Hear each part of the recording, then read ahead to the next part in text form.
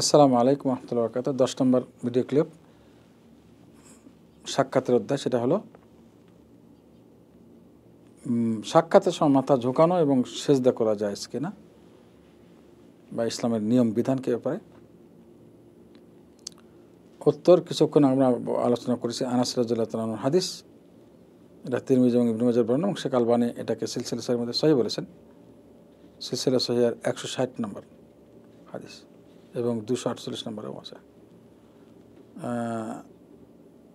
1 নম্বর খন্ড 248 পৃষ্ঠা এবং 160 নম্বর হাদিস। হাদিসটি হলো যেটা আমি কিছুক্ষণে বলেছি, যে আল্লাহ রাসূলকে জিজ্ঞাসা করা হলো, যে এক ব্যক্তি এসে বললেন, হ্যাঁ রাসূলুল্লাহ, আমাদের এক বন্ধু আর এক বন্ধুর সঙ্গে সাক্ষাৎ করে, তাহলে আমরা কি সেক্ষেত্রে মাথা ঝোঁকাবো? মহানবী সাল্লাল্লাহু আলাইহি ওয়াসাল্লাম বললেন, লা, মাথা ঝোঁকাবে না।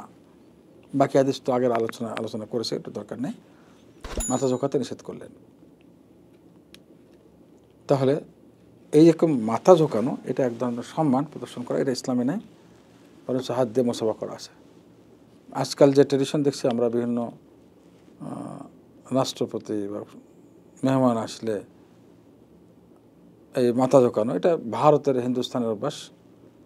মনমোহন সিং সাহেব বেশি ঝোঁকাতেন। তা এটা মুসলমানের কাজ না, অন্য ধর্মের লোকজন করে। ইসলাম এটাকে নিষেধ করছে, মাথা ঝোঁকানো যাবে না। মাথা ঝোঁকানো আল্লাহ ছাড়া কারোর সঙ্গে না। এই মাথা ঝোঁকানোর সম্মানটা এটা আল্লাহ ছাড়া কারোর জন্যই না। তো এটা আল্লাহ তাআলা ফেরেশতাদেরকে আদেশ করেছিলেন আদমের জন্য একটু মাথা ঝুঁকে সম্মান করার জন্য, তাদের জন্য খাস। এরপর নিষেধাজ্ঞা এসেছে, এরপরে মহানবী সাল্লাল্লাহু আলাইহি ওয়াসাল্লাম নিষেধ করার জন্য যেটা হাদিস পেশ করা হলো, আমাদের জন্য জায়েজ নেই। আসসালামু আলাইকুম রহমতুল্লাহ বরকাতুহ।